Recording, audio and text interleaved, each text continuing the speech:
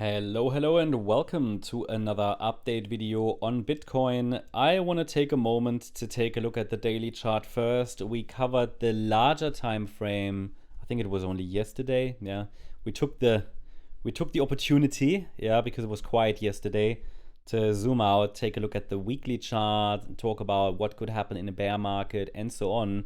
That was very interesting. Lots of positive feedback. If you missed that update yesterday, check it out.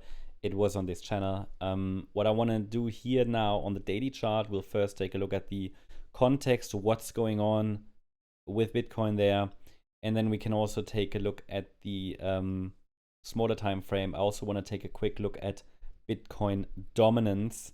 And I mean, what do we see here? We continue to see a corrective pullback, yeah, corrective three-wave structures to the downside. As I explained over several videos, days, weeks, yes, there are people who said the bear market has started already. I don't know how and why they do it.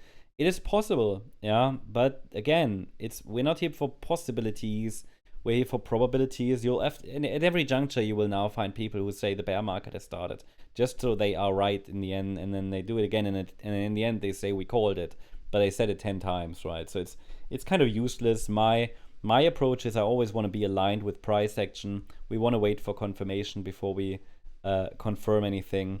But I always tell you when the first warnings will hit. Okay, let's say when the first signals come in, and you need to understand what those signals are and what that means for your portfolio. Really, only you can decide. At this point, we're only in the stage where I'm very cautious. Okay, not bearish yet, cautious. Cautious means it's not really the time to be super aggressive, in my opinion, on the long side. Well, there are always short-term setups. I'm talking about the larger degree, because that's really when it matters, right? I mean, for a trader, if you're trading short-term, you normally don't care have we topped or not, because it doesn't matter. You're just moving the range. Yeah, it's mostly people who are interested in trading the cycle, right? And from a cycle trading, swing trading, or position trading point of view, or even investment point of view, yeah, I think it's not the time to be super aggressive. I think it's the time to be cautious. It really depends on your time frame, because long term, Bitcoin is bullish. Yeah. Medium term,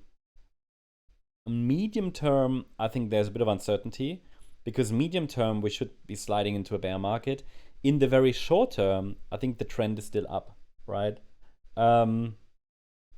So we haven't got any short-term confirmation that we're sliding into a larger downtrend, but it's around the corner. So at some point this will trigger. And I said my first signal will be a break below the 55-week exponential moving average. That's the white trend line here. No, that's not a trend line, the moving average. It's currently around 98.5K. Now, you might know that we're using like two moving averages that for us are kind of additionally, in addition to Elliott Wave, they are, hold on, it was the wrong chart. They are our trend filters, and they are highlighted on the long-term chart in orange and white. And so the lower one is the more meaningful one to me. The upper one is sort of the more fragile one. At the moment, we seem to be above the 21-week EMA. We would need a close above 111K to close the weekly above the 21-week EMA. That's a relevant one. It is a relevant one, not irrelevant. It's a relevant one. But it's not so important. It's not as important as the 55. The 55 cuts out all the noise. The 21, you see, sometimes we move in between. That's all corrective price action. But when the short-term trend is up, we are above the 21-week. If we move around the 21-week, it's a bit choppy, messy. That happened, for example, in July, August 2024. And if we now can close above the 21-week, I think that would be a bullish signal. Not necessarily a confirmation we're breaking out fully to the upside, but it certainly is a good sign. Breaking below the 55-week EMA would be slightly concerning from a bullish point of view, and might be the first strong signal that a bear market has started. What that means, well, I talked about that in yesterday's video. So, I mean, Bitcoin is just not giving us any evidence that a major top is in. From a structural point of view, and you will see a little bit more details on the smaller time frame. I mean, it's possible that we are in a breakout to the upside, right? possible, but it could also be this B wave in orange. These are the two main scenarios we're tracking right now. Is this the B wave in orange, or are we in a full breakout? And you might remember that I said this resistance area will likely be relevant this week. We've now tested the high of this week again. I think it formed on Tuesday at around $114,000. We haven't broken above it yet. Specifically, the area around 118K will be relevant. So why? Because on the VRVP indicator volume profile, this is just below that, actually, around 117.5 to 118K. This is the point of control. So this is where there was a lot of activity. I would not be surprised that, even in the orange count, to move a little higher towards 118K. That being said, this is all not yet, full breakout confirmation. We have to be still cautious. And even in the bullish scenario, this white count, or even in the orange count, where a broader correction is possible, before we, at the moment, the thesis is we are kind of either in wave C of B, and if we continue to grind above certain levels and reach 122K, then this could be more likely the white count. But that's the thesis. But if we get another low, it wouldn't invalidate anything. I just want to communicate, if we get another low, that would not necessarily be bear market. It might just mean, okay, we're extending wave 4, we're extending wave A, all right? So it would just need another, Bitcoin would need to make another attempt. Before we dive into the nanostructures, let's also take a quick look at Bitcoin dominance, just to see has anything really changed here. Bitcoin dominance, we talked about it before. We said, look, October was supposed to be bullish for Bitcoin dominance because it usually is. November is usually bearish for Bitcoin dominance.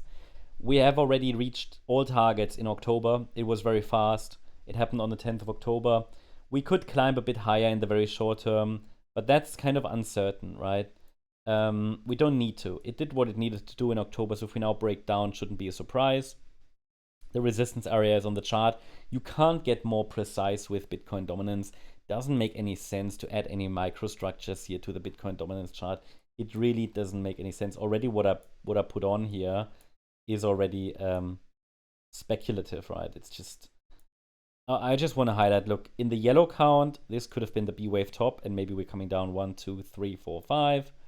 Or this could just be the A wave. We're doing a B and then the C. Do you think it makes sense to add all these microstructures here? No. Just mean this is resistance. Yeah. This is resistance.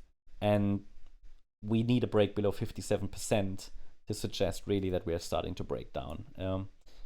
And because, everything until then, it's just range. So no clear direction yet. But the thesis remains that we are actually in this downtrend. We just had here a corrective bounce, which could extend once more, not needed. Now, that means November could be bullish for altcoins. It usually is. If we look at Bitcoin dominance, I showed you Bitcoin dominance seasonalities only yesterday. Let's take a look at the shorter time frame for Bitcoin. And well, look, this is the Bitcoin chart. We broke above the initial pivot, but we are not yet above this week's high. So the potential for a broader wave 4 is still valid, as I just showed you on the larger time frame. But when we talk about this white scenario or orange, especially as long as the low of the day holds around 111,240, the market might now grind towards 117,600. But obviously we now moved from support to structural resistance, right? We had here our support area. I communicated that, I think, 2 days ago.